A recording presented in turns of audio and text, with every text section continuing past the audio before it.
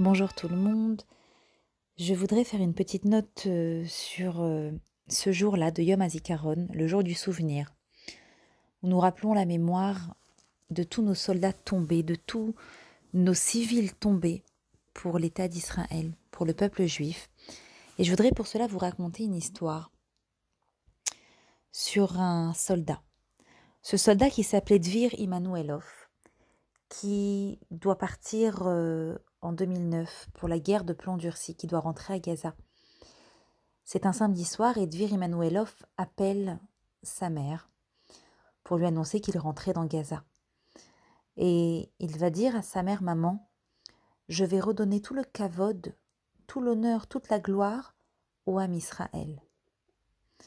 Voilà que Dvir Immanuelov tombe au combat.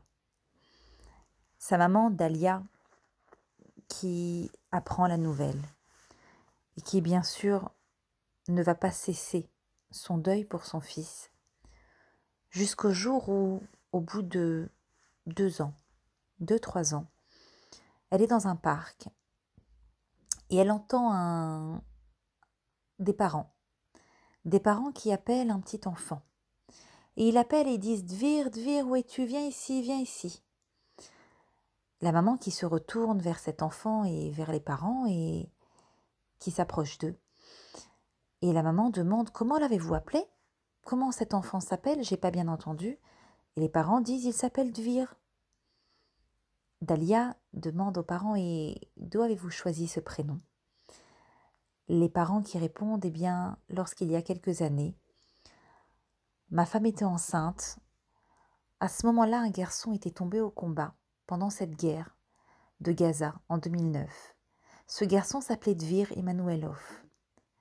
Et nous avons tellement chéri les dernières paroles de ce garçon, de ce soldat, que nous nous sommes promis d'appeler notre garçon, notre enfant, Dvir, comme lui s'appelait Dvir. La maman a eu un baume au cœur lorsqu'elle entend cela. Et je voulais vous raconter cette histoire pour vous dire que, eh bien, la vie ne se termine pas. La vie continue, et en particulier lorsque, à travers un idéal, à travers des projets, on fait revivre cette personne. Ses parents ont appelé cet enfant Dvir parce que pour eux, la vie ne s'arrête pas, mais au contraire. On peut faire revivre une personne à travers son projet. Le projet de ce garçon était de redonner toute la gloire d'Israël, toute la gloire au peuple juif. Et c'est ainsi qu'ils ont perpétué cela. Et c'est comme ça chez le peuple juif, ça ne s'arrête pas là. Un jour, un rav qui s'appelait le rav Rabinovitch entre chez le rabbi de Lubavitch pour lui demander une bracha, et dans la salle d'attente, il observe et il tombe sur un monsieur qui avait l'air triste, comme si le monde venait de lui tomber sur la tête. Et ça l'a intrigué.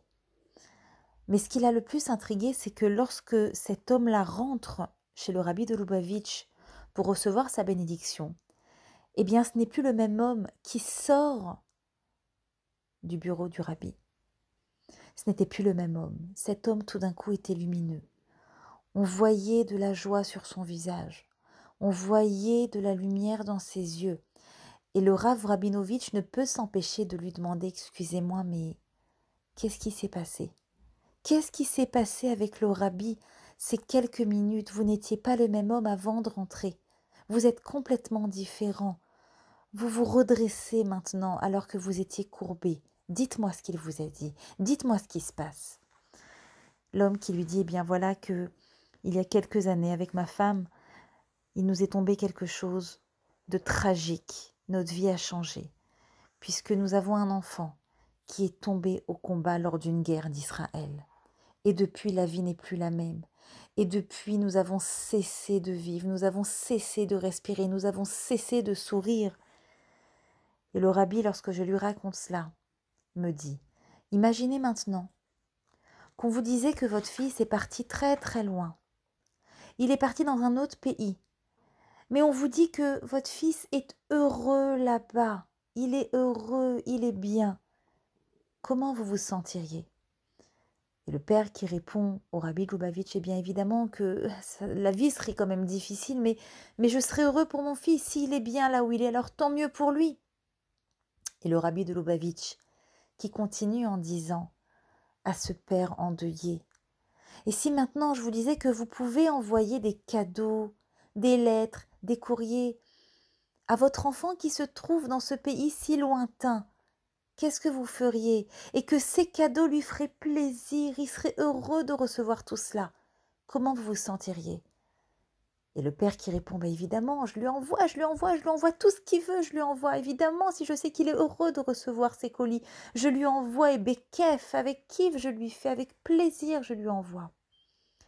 Le rabbi de Lubavitch, dit à ce papa, votre fils ne s'est pas éteint, votre fils est parti très loin, mais vous pouvez lui envoyer plein de cadeaux. Chaque mitzvah que vous allez faire pour lui, ça le rend heureux. Il est bien là où il est. Il est heureux là où il est. Et chaque kaddish que vous allez prononcer pour lui, chaque projet, chaque idéal, chaque chose qu'il a voulu commencer, qu'il a entamé ici-bas, et que vous continuez à perpétuer vous, à travers la volonté de vivre, à travers la volonté de vous relever, eh bien ça lui fait du bien. Ce sont des cadeaux que vous pouvez lui envoyer. Et sachez que c'est comme ça que ça se passe. Un jour, des Bachouri Yeshiva, des étudiants Yeshiva à Yerushalayim, dans la Yeshiva de Kol Torah, ont voulu aller faire un pèlerinage à Méron et à Tzfat, pèleriner Rabbi Shimon, le Harizal, etc., et tous les grands rabbanim, faire un pèlerinage riche. Et ils ont été demandés la permission à Rav Shlomo Zalman Auerbach, à l'époque, qui était le Rosh Yeshiva et qui a fondé la Yeshiva de Kol Torah à Beit Vagan à Yerushalayim. Rav Shlomo Zalman Auerbach leur a répondu, pourquoi vous allez si loin? Pourquoi vous allez jusqu'à Méron pour visiter les tzadikim? Vous avez en face, au Har Herzl, des tzadikim gumurim, puisqu'au mont Herzl sont enterrés ces soldats, ces hommes qui ont donné leur vie pour la terre d'Israël, qui ont fait Messirut Nefesh, qui se sont sacrifiés pour sauver d'autres juifs sur cette terre. Alors que leur souvenir soit une bénédiction, que leur souvenir protège le Ham Israël, et que ce que ces hommes, ces enfants, ces civils, ces soldats ont donné pour le Ham Israël, que nous puissions aujourd'hui, grâce au mitzvot, grâce à la Havat Israël, grâce à la Havat Rinam, l'amour gratuit, que nous puissions continuer à le donner ici-bas. De très très bonnes nouvelles, Bezrat Hashem, et une bonne santé pour tout le monde.